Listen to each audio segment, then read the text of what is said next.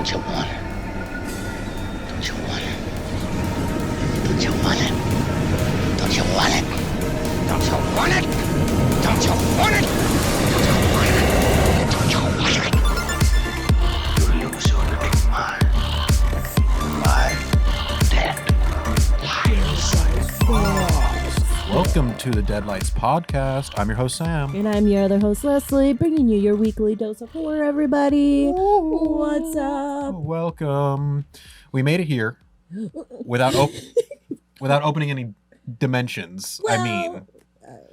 Besides the Deadlight dimension, Yeah, I guess, absolutely. which is the one you want to open. And then another one that I did on Sunday, but that's okay. True. Yeah. Besides those, we kept it hell dimensionless, aside from the movie that we just watched. What did we watch? We watched Hellraiser from 1987, written and directed by Clive Barker. A woman discovers the newly resurrected, partially formed body of her brother-in-law. She starts killing for him to revitalize his body so he can escape the demonic beings that are pursuing him after he escaped their sadistic underworld. I love Hellraiser. This is a movie, actually, we were just talking about it on our wish list earlier in the season. I wish for it. Thank you, Bucket. Thank you, Horror Gods, for allowing us to pick it. So I was very excited to watch this movie. And one of the things that I really love about this movie is that Pinhead, the Cenobites, those are the things that we really remember. What are they called? Cenobites. Cenobites. Yes. Cenobites. Those are the things that we really remember and think about when we think of Hellraiser. Yeah. But I think people don't realize how different the first movie, at least, is from, like, the Cenobites aren't in it very often. It's not really about them. It is more about Frank and Julia killing people. It's not really even about Pinhead and the other Cenobites at all. No. Which I think is fun. I was excited for us to watch this movie because I wanted you to know what you thought this movie was going to be before we watched it. And were you surprised of what it ended up to be? Yes, because I knew that they weren't going to be the main thing, the main characters. They're just the wackiest. And they do bring about this concept of pain and pleasure, which then kind of goes as to what brings Julia and Frank their doom of, their sinful stuff that they're doing together. And yeah, I don't know. I also felt as if the movie was a lot about the house. What you build with a person, that is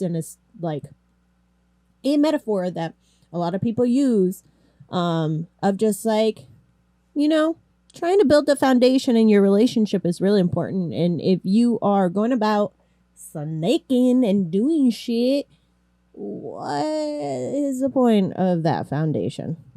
I think that's a great tie that you made between the house and these characters and the relationship. And honestly, I feel like we should start this episode off with just talking about the meat of the movie, because this movie's, I think there's a lot going on underneath. There's a lot of meat. There's a lot of meat in here, and literally a lot of meat, physically and metaphorically. Yeah. But let's start with that, because this movie starts out with a couple that is moving to a house to try to seemingly rebuild a relationship.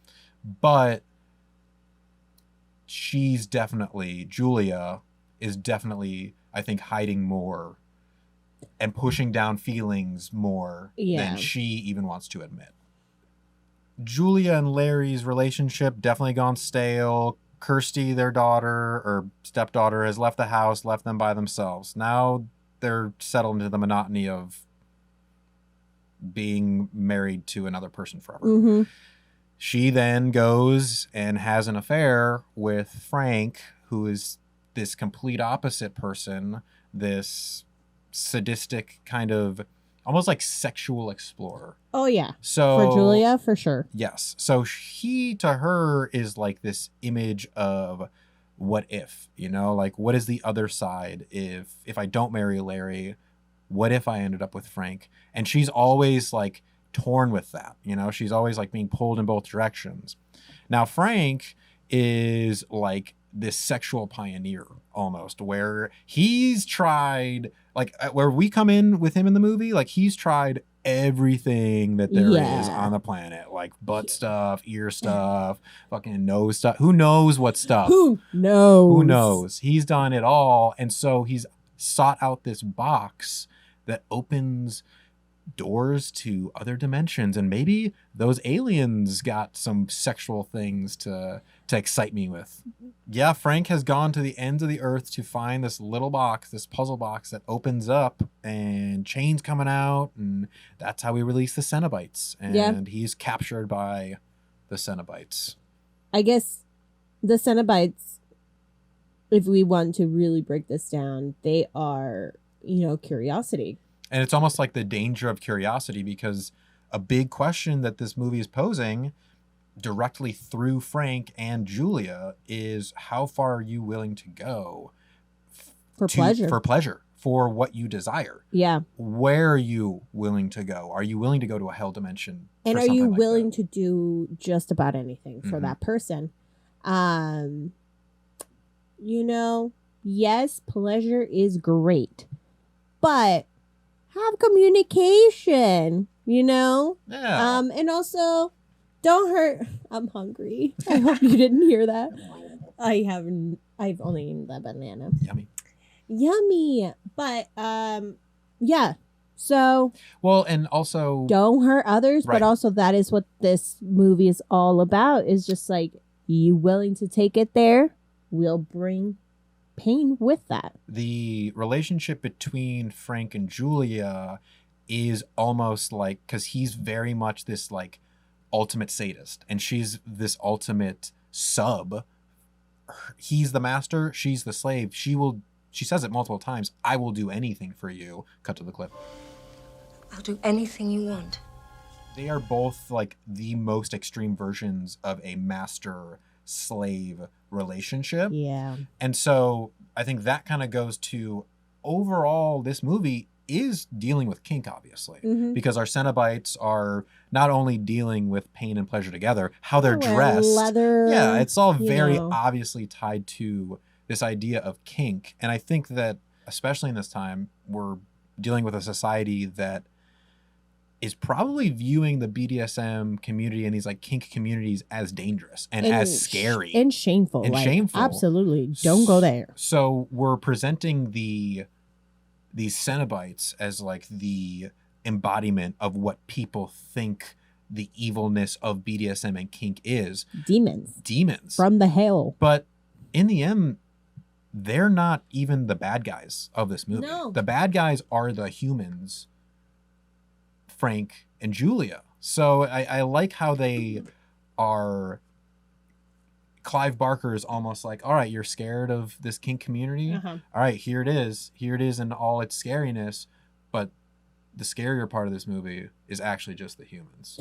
Because also, if you really, anything that isn't Christianity based, in the sense of like, you know, even the most human thing, which is pleasure, you can't like have lustful thoughts even with your husband or wife. Everything is so very just like, if we have sex, it's because we're gonna have a baby, and that is it. And if not, you should be shameful. Yeah, and for the longest time, like, people didn't want women, and probably in some other country, to have pleasure, you know? So there's a lot of just taboo against sex in itself. And then once you start building on top of that, and you do get people who have these kind of like kinks, then they are truly made to be demonic, because then the very religious people that have no knowledge on this start just creating stories in their mind that they're cannibals and they eat each other and they'll tear you apart. Yeah, they're doing rituals or some shit, because people can't like those that don't understand it don't want to open up to even think that there is a place in which there is communication, even within some extremities of tying up and shit like that. Yeah. Yeah. No shame, y'all. No shame. Just talk to each other and don't hurt anybody. I like the Cenobites. They're like pushing it, and they're They have really great dentists down there. They got in great Hale. dentists. They got great leather people that work day in, day out to make those suits. Yeah. Well, I think that perfectly transitions us into the can. Because this movie, how it's made, I think we kind of talked about it while we were watching it. It almost seems like it's a soap opera, very soft lighting, very, dramatic moves, and light coming in through the windows to do all these shadows all over people's face. It's very, very dramatic. To me, it kind of works, though. I kind of like how over dramatic it is, because everything is over dramatic.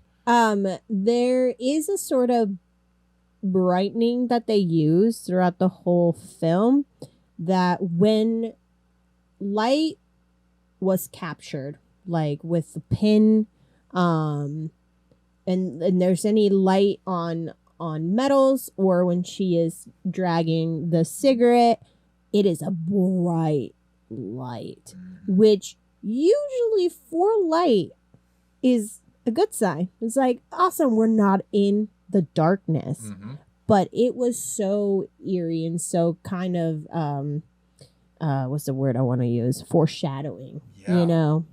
Because it was like a fake sheen of shininess, which is very much, we saw a lot of this on Julia. She's very much putting on this fake front the entire film. So then we're getting these indications of these like blinding spots coming off of her for us to be obscured by who we're actually looking at. It's like absolutely danger. Where like the pin that she had on her jacket was very shiny and very pointy. Looked kind of like a knife. It looked like a knife. Yep. So I was like, she's backstabbing you, dude, and you don't even know it. Yeah, she sucked. Yeah. She sucked. I actually, even Larry sucked. That's true. It was so, like, and the thing is, a lot of Larry's scenes I was struggling with because I wasn't sure if he was meant to be shown more as a sub. Julia was the one that was wearing the pants, and he wouldn't do any actions. And that's why she sought after Frank, because he made her feel sub, and she wanted that power dynamic that she wasn't getting with Larry. But then also Larry, I don't know, it wasn't well acted. Let me just say that.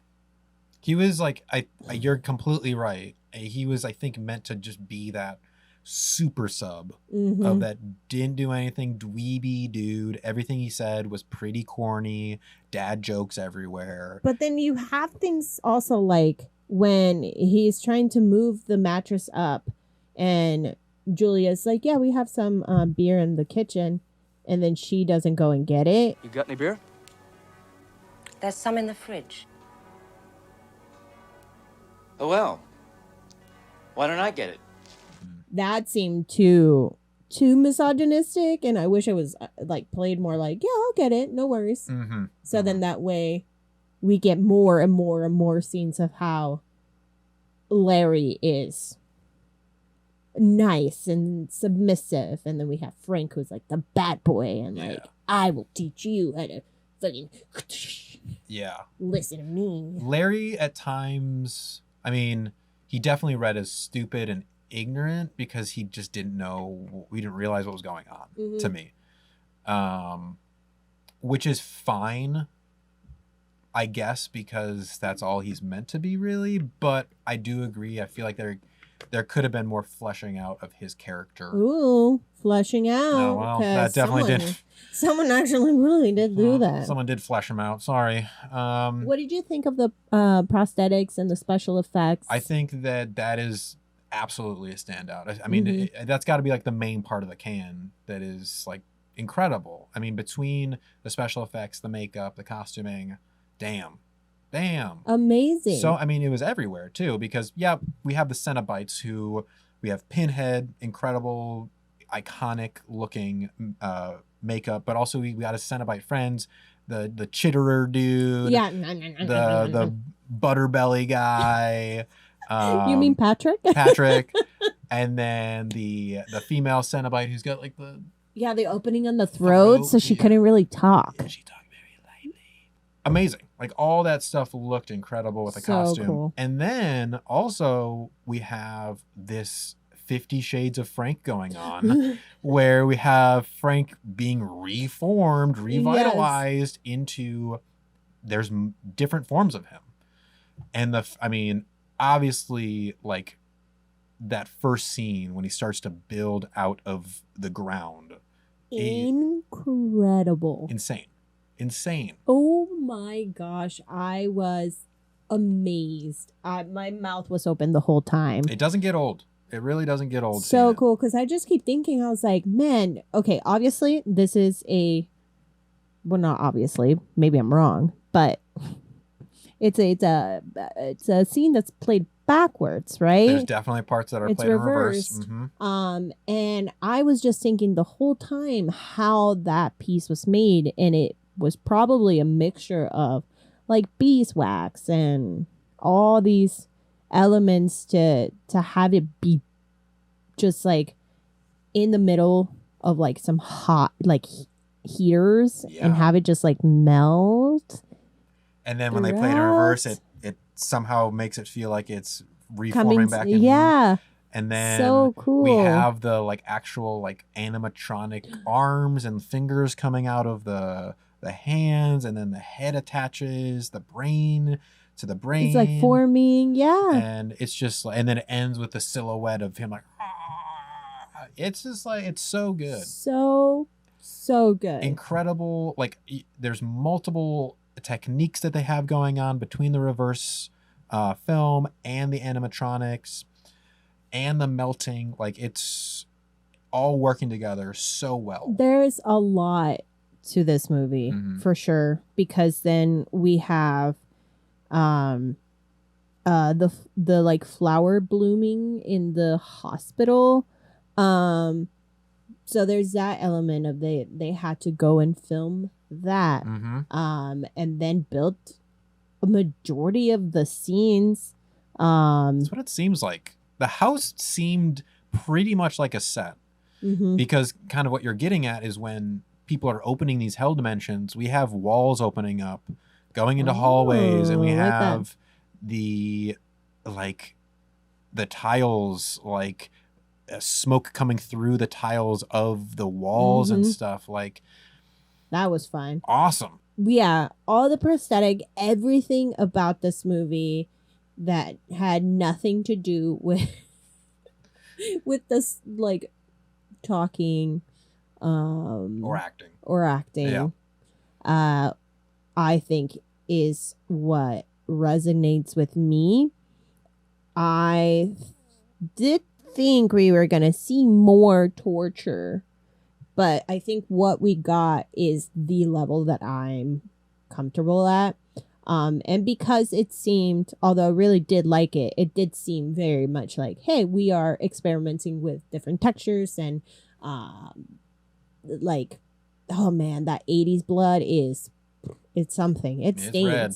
It stains and it stays there. Yes, it does. Yes, it does. So I think one obviously big, we talked about the revitalization of Frank as a big standout. I think another big standout effect moment is Frank's destruction at the end after he gets caught by the Cenobites and all the hooks are coming in him, and he's just like, oh, his face is being pulled in every direction. But then you like see he's like kind of enjoying it, and then he like smiles and he does the whole Jesus wept. pulled apart, explode. orgasmed. Oh yeah, Oh yeah. absolutely. Bye, Frank. Bye, Frank. But Yeah. Jesus wept. Jesus wept. Oh God. Classic. Classic. Yep. The only other thing that I noticed really in the can section that I wanted to mention was there was a couple cool editing moments, I thought, like subtle editing moments, especially when we were learning about Julia and Frank's history.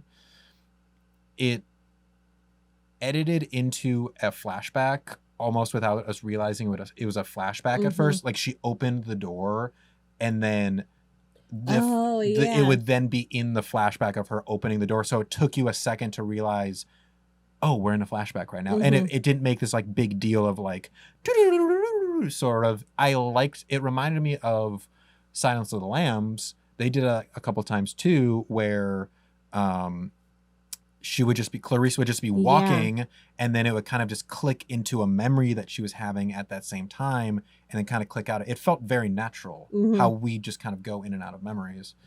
So I was like, all right, cool. That's kind of some nice, subtle, cool editing that was going on. So I'm wondering if Hellraiser 2 has more of the Cenobites. So Hellraiser 2 is awesome. Yeah. And we definitely go more into hell dimensions. Ooh. There's more, you got more of a budget for sure. Yeah. And we are exploring more of the hell dimensions for sure. We still follow Kirsty. She's like still our main character. Wow. We kind of pick up with her right after this movie ends. So, but guess who's back?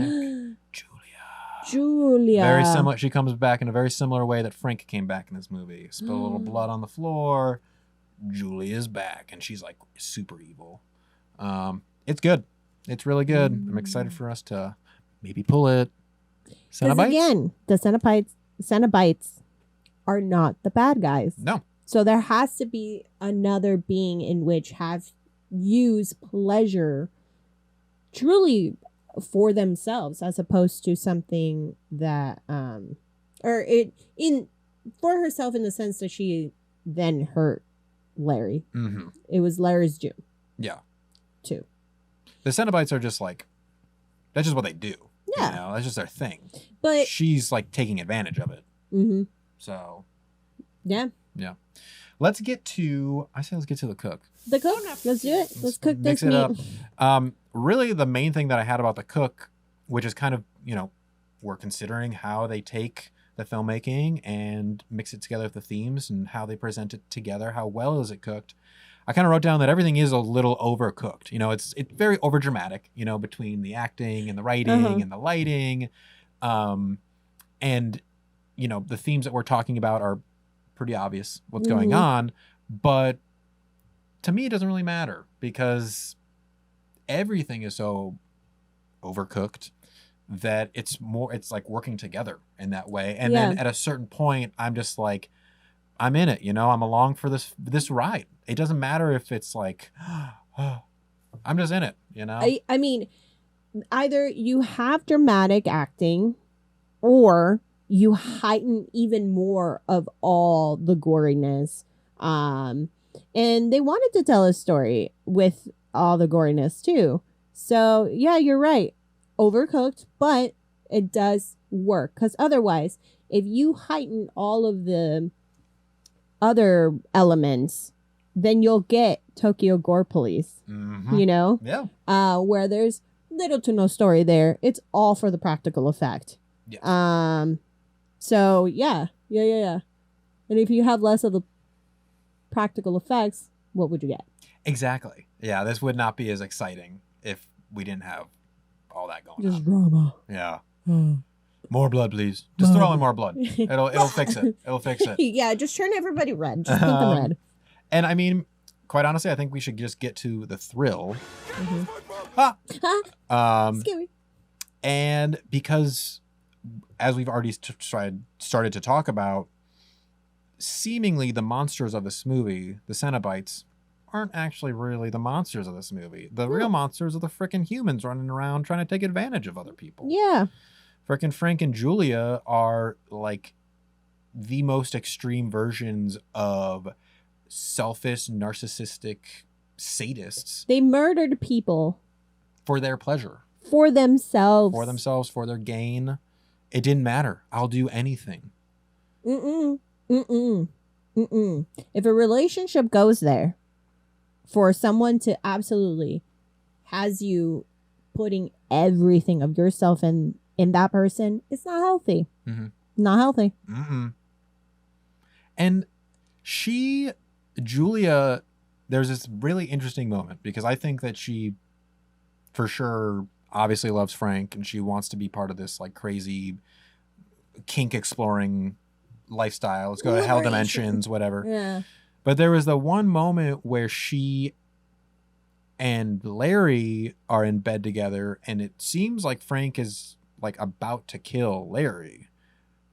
But she says no. She says stop, don't, no. And she stops Frank for a while in the movie from killing Larry. Do you think that that was because she actually cares about Larry or she doesn't want to, she isn't fully committing to her kink lifestyle? I think, is it about Larry or not, I guess is my question. I think that she didn't want to hurt Larry because she was already hurting him enough with keeping the secret, and he wasn't a, quote unquote terrible guy. He wasn't. For him to like die. No. None of those guys were. No one deserved to die. No. Except Frank. He sucked. Yeah, he fucking sucked. Yeah, I didn't. I think she wanted to keep Larry alive, but leave with Frank and continue this life. Because also what it is sometimes is like there's a kink of like people having relationships on like cheating and stuff. And that is what's exciting to them as opposed to the actual pleasures that they're receiving from another person or how it's like secretive. Yeah. So who knows? Do you think she kind of got off on the deception and the lies? Like that was part of her thing? I think so. Because I think we're meant to think that Julia is this very powerful person in this relationship. Like she is very assertive, hot, and her hair is so tall. So you know what they say about people with tall hair? Tallest in the room, biggest balls. They have a lot of secrets. So much secrets. Secrets, everybody. You're right. So who knows? Because then at a certain point when Frank stole Larry's skin, she was in. I mean, at that point, she was like totally down with Larry being dead and with Frank wearing around his skin. And she was like totally on his side at that point. Yeah. She didn't seem to care that Larry was dead. Before, we did not see Julia touch Larry. And there was a scene in which, she starts coming on to Larry. They're married. But she was trying to get him away from where Frank's bedroom is. Frank's upper attic layer. Fucking moldy ass room. But yeah, so then she strays him away, and that's the first contact they had. And it leaves Larry like, what the hell? Like, you wanted me 1 second ago, and now you're like cold. You're all over me. You were all over me. But I think she just doesn't want to kill him because at the end of the day, that is her husband. And yeah, she doesn't want to hurt him more. Yeah, she's still... Frank is already like full on committed to, I'm going to hell dimensions to find pleasure. I don't give a shit about this world. She still is like, in this world and it hasn't gone and made that full commitment to the sexual exploration that Frank has. So, but I think this movie, we do see her make that decision eventually, because once Larry is dead and Frank's wearing around his skin, she seems like she's pretty full in. Oh yeah, She's like, let's do this. that's it. Let's blow this popsicle stand. Let's go see some Cenobites, baby. Cenobites. Yeah. So the transition of the Cenobites coming in and the lighting and everything, and then the world is no longer what it looks like.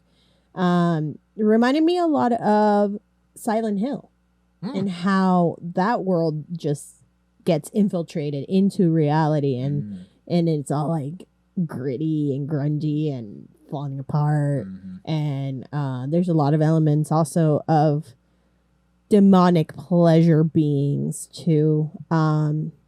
So I wonder how much influence Hellraiser had on Silent Hill, because I think Silent Hill is later in the 90s. Yeah, because it was a video game first. Yeah. Yeah, I think you're right.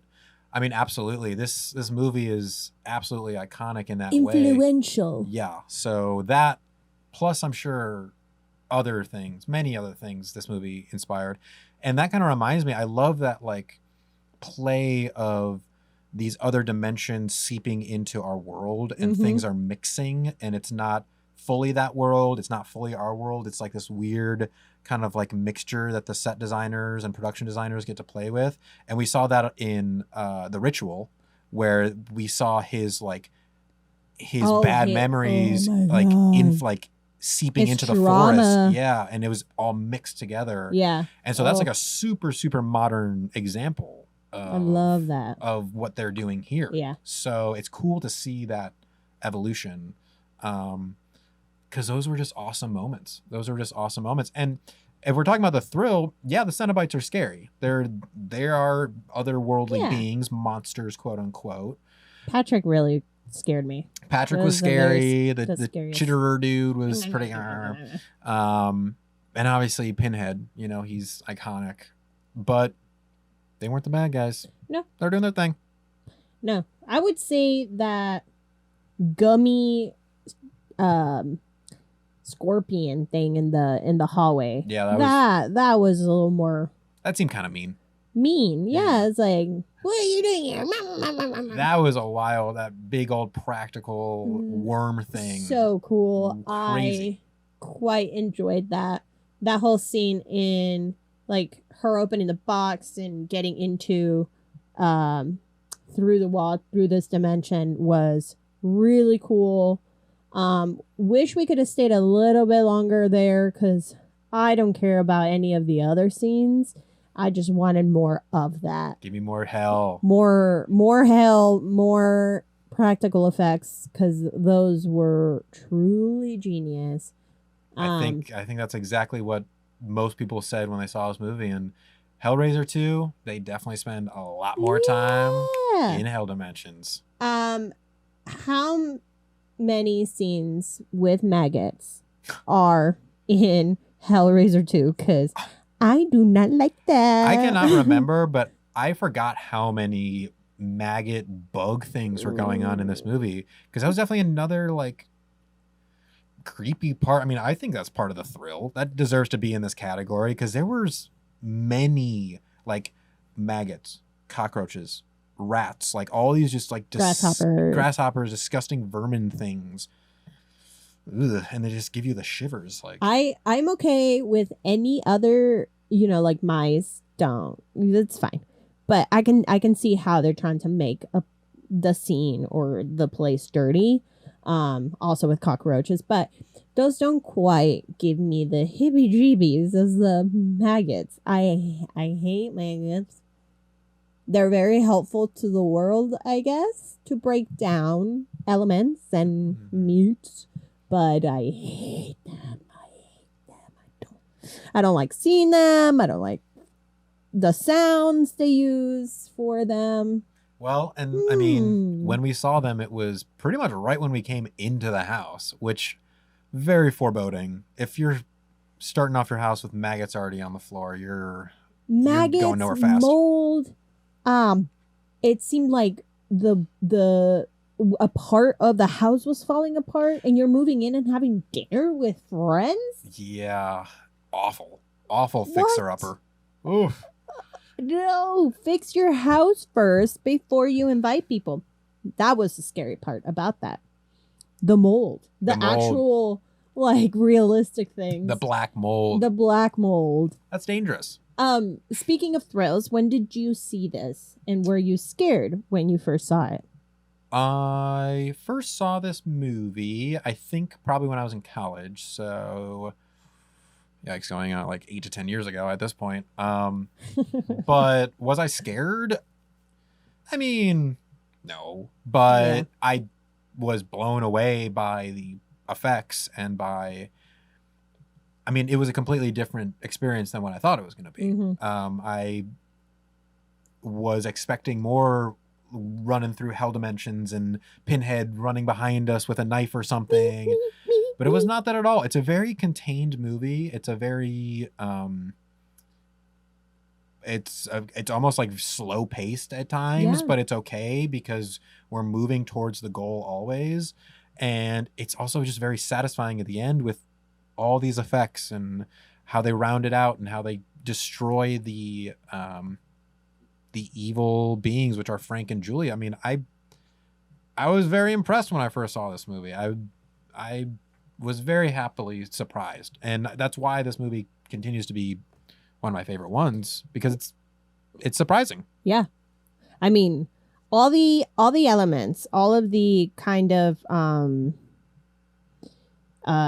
the Frank coming about from the house, the scenes of even the flower blooming or the brain being formed, those scenes I think would have been more impactful for me as a child, because in the ring, all the like, now it wasn't when Samara, I mean, she was fucking scary coming out of the TV, but it was more of that video. That's what penetrated and scared me to my core, because it was that eerie, it was like all random shit, the eerie sounds and the discoloration, all of those elements is what is a mystery. And I feel like if I were to have seen this as a child, I would have been scared. I'm not scared right now because, I am an adult. No, I'm just kidding. It's just we've been analyzing a lot of these We've been at it for a while. movies, and Yeah. also I've never truly been afraid. Yeah, it's tough. It's tough at this point.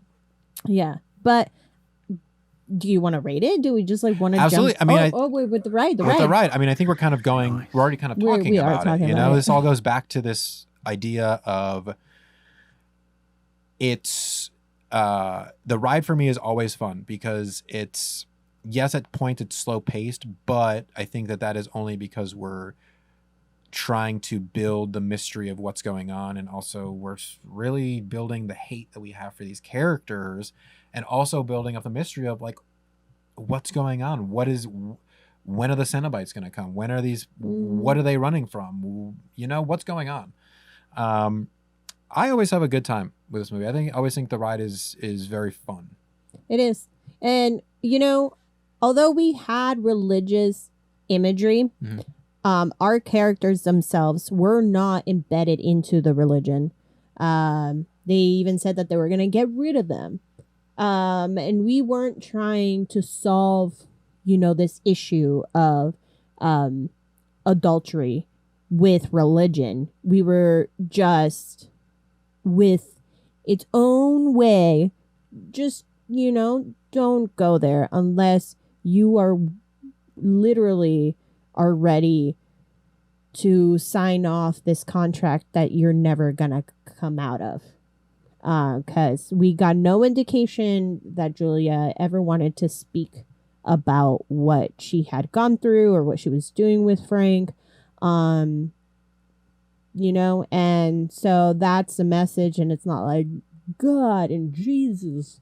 Yeah. But I never even really thought about that because it isn't so in your face, but No. it is there. It's there. And We'll remember when Kirsty Kirsty, Corky, Quirky Cracker she's in that extra room with all of the, I guess, it's like a storage room or something. yeah, it's a storage room with all the mom shit. Mm-hmm. And she goes and tries to like hide in a closet, and it's a jump scare. And I said Jesus, and Jesus does come out. Yeah. Jesus scares us. Jesus scares us, and that was very fucking smart, and I love that. It was great. I love And that. It's also kind of interesting now thinking about, because her mother died. Mm-hmm. We don't address that, but we do know that her mother died, and that was her mother's stuff. So her mother was probably more religious. And now maybe. Oh, that was her mom's? I thought it was her grandma. Oh, you're right. I have no idea. No, you're right, because it was the I grandma's might have not house. paid attention. No, you're right. You're right. It was a grandma? ridiculous. Edit it out. Rewind it. Edit it out. Yeah, it was not in your face, but I think that is like kind of a nod to like also the society that we're in that is so heavily embedded in religion and specifically Christianity. They're the ones who are most afraid of these people with their kinks too. Mm-hmm. So I think I thought that was a very good, subtle tie that they made there. Yeah. So Hellraiser, man. Hellraiser. Wow. Yeah, wow. Whoa. Hellraiser will tear your soul apart. There's some great lines. If you want it. Oh, save those tears. That's a waste of good suffering. Those are good lines. Those are good lines. Yeah. And the shirt that I'm wearing, actually, this is from the second one. Oh, it's fun. So I'm in hell. I am in hell. Help me. Help me. I also wore this shirt under my work uniform when I worked at the restaurant. So nice.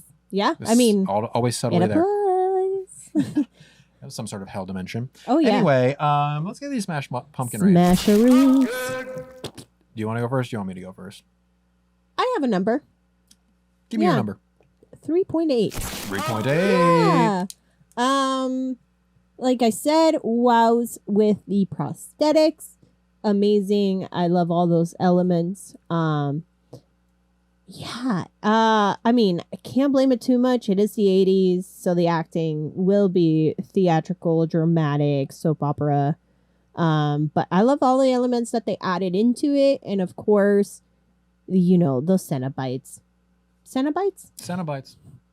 You're gonna have just all of this podcast is gonna be being like Cenobites? Cenobites? Cenobites. Kirsty? Yeah. Christy? Crackers. Cracker? Corky?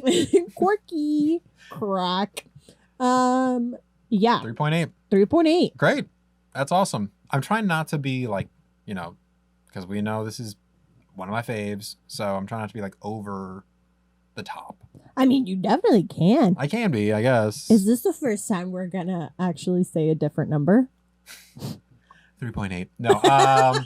3.8.5. I think I'm going to go 4.5. Yeah. I gotta go 4.5. It's just, I was gonna go 4, but then I'm like, what am I taking that off for? I mean, the only things that I really am taking it off for is just these like, small little things that we're talking about. Yeah. That don't really even bother me when I'm watching it. The acting, the over dramaticness of the scripts. Those are all things that, yes, they're there. And me as a host of a film review podcast, I obviously have to take that into consideration. But in the end, it doesn't really bother me. I'm entertained through this whole thing. And I just love the Hellraiser world. It was fun. It's fun. And now that I know that more of the elements that I do love in this film are applied to the second one, and it doesn't make it worse, I'm excited. We gotta get that going. I want to see it. Give it to us. Give it to us. Hellraiser, man. Wow. All right, Yes. cool. Well, how about we see what we got in store for... Let's do it. What if it's Hellraiser 2? What? Is it in your? No. And I believe it's your turn. All right, here we go. Wow, there's so many. I know. Okay. I think for the wish list, I said The Haunting. I believe, or Prisoners. That's definitely, both those are definitely in here. I know I put those in here. So let's see what we got. I'm covering that. I'm scared. All right, here we go. Okay. The graduating class at Osborne High is being targeted by a masked assailant intent on exposing the darkest secret of each victim, and only a group of misfit outsiders can stop the killing. Scary movie? We are watching There's Someone Inside Your House from 2021. Oh, We got a newer one. that is a very new one. I think that's still on, like, my suggestions. Makes sense. There's someone inside your house. There's someone inside your. Sounds scary. It sounds scary. I don't like the idea of someone being inside my house that I don't know about. It also sounds like a slasher film. It does. Sounds like some secrets are going to get exposed. Oh, Good thing God. Julia wasn't in this one because she had a lot of secrets. Yeah, that she had so many that needed to she was like, you know what? Just stab me. That's fine. just stab me. Just take Just get me. Take me, Frank. All right. Wow. Well, let's get out of here, huh? Yeah, thank you so much for joining us, everybody. I am Leslie. You can find me on Color Me Leslie. And I am Sam. You can find me at BeepBeepRichieT. You can also find us at the Deadlights Pod and check out Playing on Social, which is the Yes. studio that we're recording this We're at. right here right now. But until next time, Let's get spooky. Come to the Hell Will Dimension you with us. open the box?